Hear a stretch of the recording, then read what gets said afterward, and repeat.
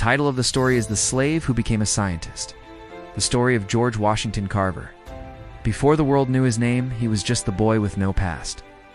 Born into slavery during the Civil War in Missouri, George Washington Carver never saw his parents again. His mother was kidnapped, his father was killed. He was raised by the family that once owned him, not as a son, but as a servant. Sickly, small, fragile. He wasn't fit for the fields. So while others plowed the land, George wandered through the woods, curious about every leaf, flower, and insect. He would say nature whispers secrets to those who listen. He wasn't allowed in schools because of his skin color, but he walked miles just to sit outside classrooms, hungry to learn.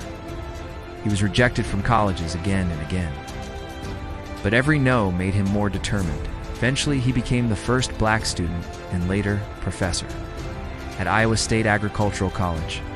But fame didn't change him. He turned down fortune, refusing to patent most of his inventions. "God gave them to me," he said.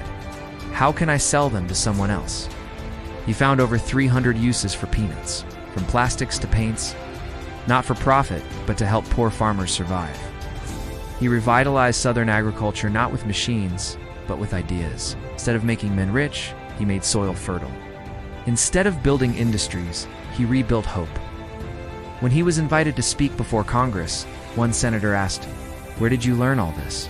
Carver replied softly, "From a little book you might have heard of, called the Bible." Could have chosen bitterness. Instead, he chose purpose. He once said, "It is not the style of clothes one wears, or the amount of money he has. It is simply service that measures success."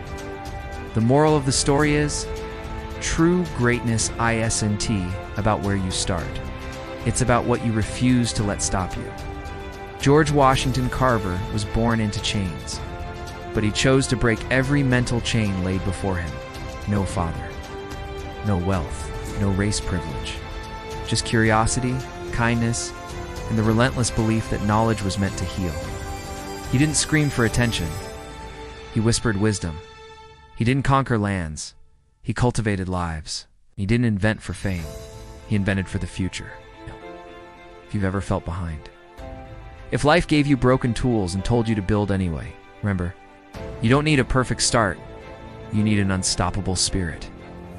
Because history doesn't remember those who had it easy. It remembers those who turned struggle to service.